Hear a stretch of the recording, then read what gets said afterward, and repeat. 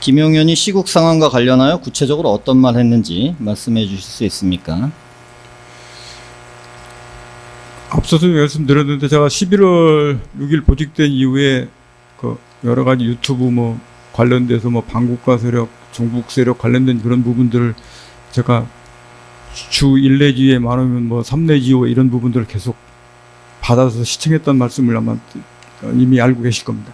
그거와 연계선상에서 그런 것과 관련된 시국의 어려움 뭐 이런 부분들을 얘기들을 좀 많이 했습니다. 한 가지 보충하겠습니다. 증인은 2014년 12월 13일 군검사 피의자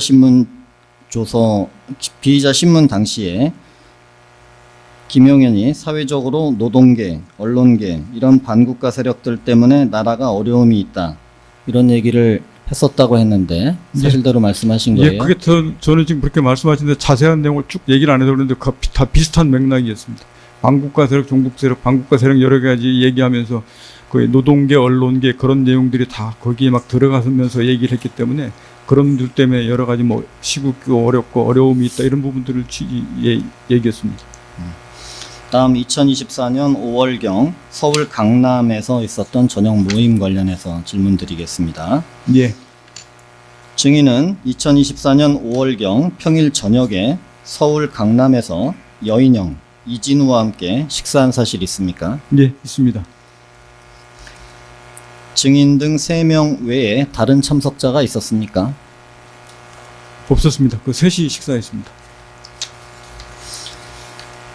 당시 대화 중에 뭐 기억나는 거 있습니까?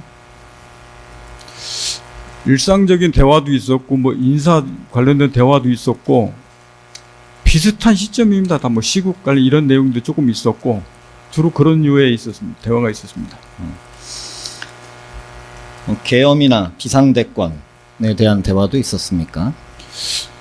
이후에 여인영이 그거 관련된 얘기를 했다는 소리를 제가 증인 조서를 보면서 봤는데 딱히 그 부분은 제가 솔직히 그때 5월 달에는 제가 기억이 없다고 지난번에 말씀을 계속 드렸고 그 이후에 그때인지 그 좀 지나서인지 모르겠는데 여인영이가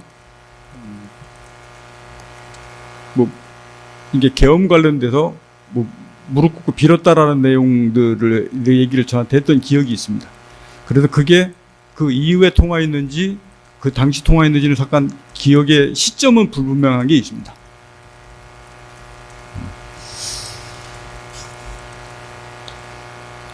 (15항은) 생략하고 증인의 진술 중에 나온 부분을 하나 추가로 물어보겠습니다.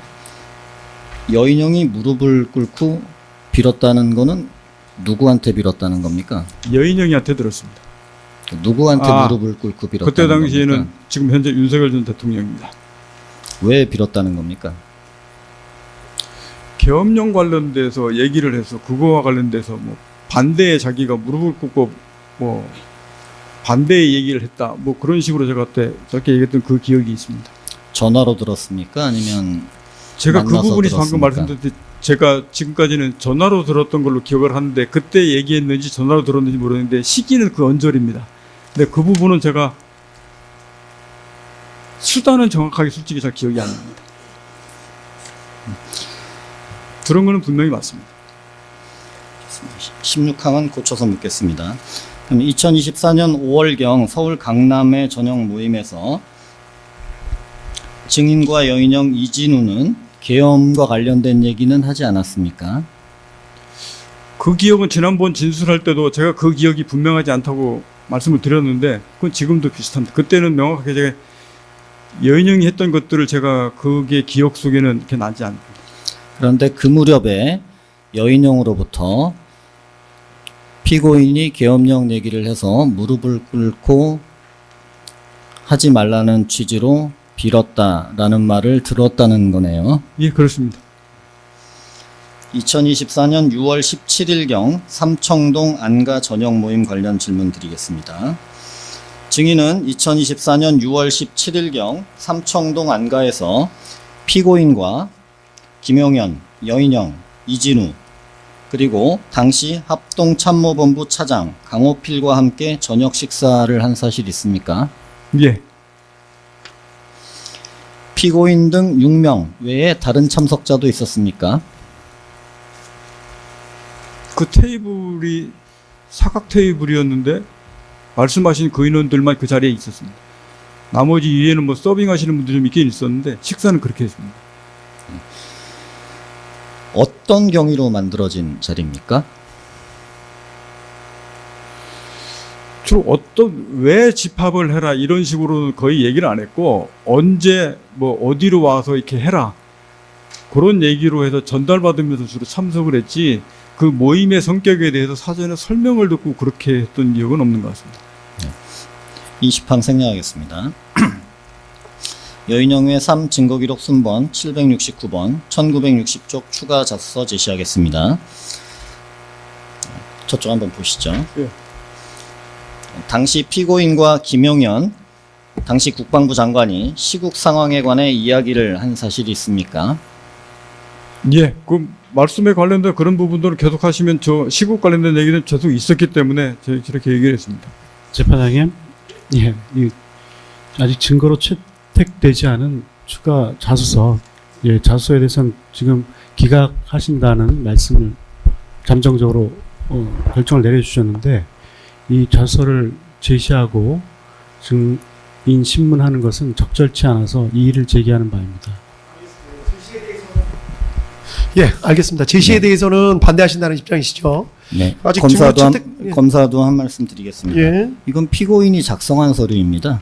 피고인이 작성한 서류를 증인이 작성한 서류입니다. 증인이 작성한 서류를 증인 신문할 때 증인에게 제시 못한다는 규정이 세상에 어디 있는지 한번 변호인께 좀 말씀을 다시 한번 들어보고 싶습니다. 한 가지 더 추가로 말씀드리자면 재판장님, 예, 그럼 검사님?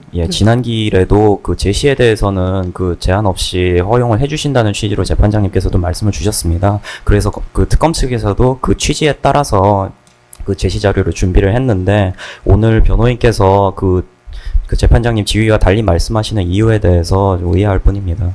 저 한 말씀 드리겠습니다. 예, 예, 그 이경호 변호사님? 지난 기일에 제시에 이의하지 않겠다라고 한 거는 아직 증거 인부가 이루어지지 않은 다른 증인, 뭐 다른 진술이네, 뭐 진술이라든지 이 부분에 대해서 제시를 할 때 거기에 대해서 이의를 하지 않겠다는 말이었지. 지금 뭐 저희가 이미 내용 부인한 그 지금 증인의 진술에 대해서 그거를 제시하면서 진행을 하신다는 거는 법리적으로도 전혀 맞지 않는 상황으로 이해가 됩니다.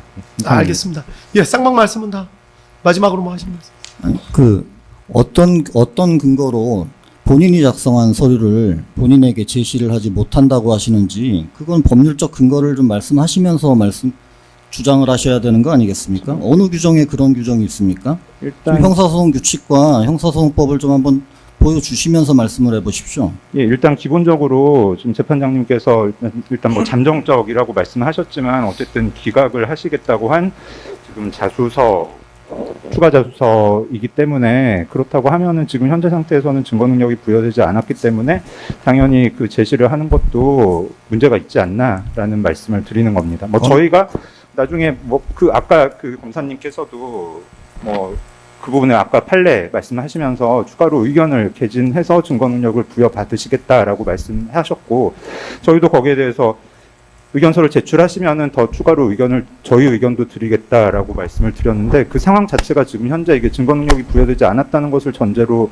진행이 되고 있는 상황 아닙니까? 그렇다고 하면은 지금 제시를 하는 것은 문제가 있다라고 저희는 판단을 하고 있습니다. 검사의 말은 재판장님께서 증거 채택을 하였느냐 안 하였느냐를 묻는 것이 아니라, 본인이 작성한 서류를 본인에게 보여주겠다는 게 무엇이 문제가 있고 그게 어느 형사소송법 규정에 그런 것이 안 된다고 되어 있는지 그걸 밝혀달라는 건데, 그거에 대해서 말씀 안 하시고 왜 자꾸 증거 능력 말씀을 하시는 겁니까? 아니 참고로 말씀드립니다. 그 형사소송 규칙 제84조에 따르면 증인의 진술을 명확히 할 필요가 있을 때에는 도면, 사진, 모형, 장치 등을 이용해서 신문을 할 수 있도록 하고 있고, 형사소송 규칙 제83조 제1항은 증인의 기억이 명백치 아니한 사항에 대해서 기억을 환기시키기 할 필요가 있을 때는 재판장의 허가를 얻어 제시하면서 신문할 수 있다고 되어 있습니다. 여기에 대해서는 증거 능력의 제한은 아무데도 없음을 말씀을 드리고, 재차 말씀드리지만 전회에 재판 재판장님께서 그 제시에 대해서는 아무런 제한이 없다는 취지로 이미 소송 지휘를 하셨음을 말씀드립니다. 검사님, 그 부분은 제시한다는 건 본인이 기억하기를 위해서 배보민 변호사님까지만 말씀하시고. 본인에게 제시하고 그걸 진술하라는 말씀이지, 이게 재판정에 띄운다는 것은 증거 능력이 증거가 채택되지 않으면 재판부도 보지 못하는 게 증거법칙상 맞습니다. 지금 말씀하시는 거 본인이 작성하는 거는 기억을 환기시키기 위해서 본인한테 제시하는 거는 그런 취지로 재판장님이 계속 말씀하셨는데 지금 전체적으로 띄우지 않습니까? 법정에 하면서 하시는 거가 그건 증거법칙에 어긋나죠. 그걸 말씀하시는 걸 본인이 작성했다 하더라도 이게 증거로 채택되지 않으면 재판부에도 현출이 안 되지 않습니까? 말씀하신 그런 내용이 형사소송법이나 형사소송 규칙 어디에 있습니까? 그걸 말씀해 주십시오. 이 정도 이제 양쪽 얘기 들었으니까 정리할까요? 예, 뭐 더 말씀은 쌍방 다 뭐 일리 있는 말씀이신데 지난 길에 이제 쌍방이 합의했던 내용 말씀드리자면 그건 지금 다른 사람들 지금 아직 증인으로 안 나와서 채택이 안 된 다른 증인들에 대한 그런 서류 같은 거 제시에 대한 말씀이고 그 부분은 그 정도로 정리하고 그리고 증거 능력이 아직 부여되지 않은 증거를 공판정에 현출시키는 것 자체는 원래 안 되는 게 맞고 다만 저희가 미리 사전에 정한 룰은 이의를 제기하지 않는 경우에는 제시 해도 되지만 지금 이런 경우에는 상대편이 안 된다고 하시면 이 부분은 제시할 수 없는 걸로 하겠습니다. 다만 이때 제시는 좀 전에 배보민 변호사님 말씀대로 당사자한테 보여주면서 기억 환기를 위해서 하는 건 맞고 다만 화면에 현출시켜서 재판부가 볼 수 있게 하는 거는 증거 능력 아직 없는 서류라서 맞지 않는 것 같습니다. 그 정도로 정리하면 되겠죠. 예, 필요한 경우에 그래서 증인에게 직접 제시를 하시고 요 화면에 띄우는 거는 하지 마시고 대신 변호인 측도 보셔가지고 문제가 안 되는 서류들은 과감하게 제시에 대해서 하셔도 된다고 말씀해 주시면 될 것 같습니다. 계속 하시죠.